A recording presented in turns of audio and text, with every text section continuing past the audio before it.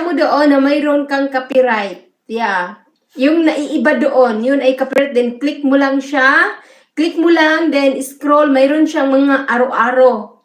Yeah, stream. Trim. Yung may trim, yun lang ipindutin mo. Mayroon ding yung i-change mo yung yung music. Pero, wag na mag-change na music. Uy, na lang mute na lang siya. Kasi wala naman nanonood, guys, yung live stream natin. Ngayon, tapos na tayo nag-live, wala nang manonood niyan. Oo, kung gusto natin i-mute na lang siya para wala tayong kahati sa sa sahod and salary. Oo, pero di ako marunong. Sana all go to Australia ka, hindi ka na babalik doon. Oh, hindi na ako babalik dito. Hindi na ako babalik kasi nag-invite kasi yung pinsan ko to come there. I mean, di ka babalik dyan. Hindi na ako babalik. Pero sabi ko sa amo ko para pauwiin niya ako, I will come back.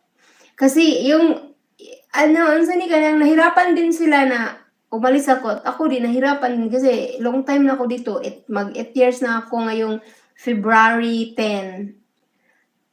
Di ba masakit na, alis na tayo. Kaya hindi pa nila ako binila ng ticket.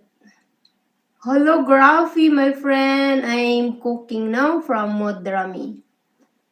Kahit sabihin kasi mahirap kong matuto. Hihi. Oo nga, no, ma'am, ma'am na naman, no.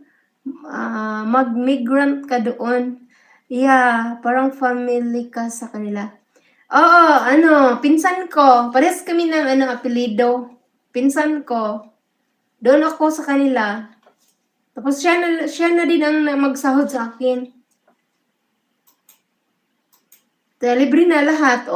500 kani yung $500 doon sa Australia. Magkano na yan sa Pinas. And every week yung sahod. Kaysa dito, alam nyo yung sahod dito, guys, lang 20,000 o 21,000 in Philippine money. Kaning konti lang. Pero siya, ma'am, kanang Sis Marcos, kanang every 3 months, magkuan ka, i-renew mo, or depende kung pwede i-renew, or uwi ka muna, din babalik ka na naman. Renew lang. Kaysa dito nako, ang konti lang talaga yung sahod. Guys, and Ma'am Modrami, don't forget, guys, okay? And this, sister, I write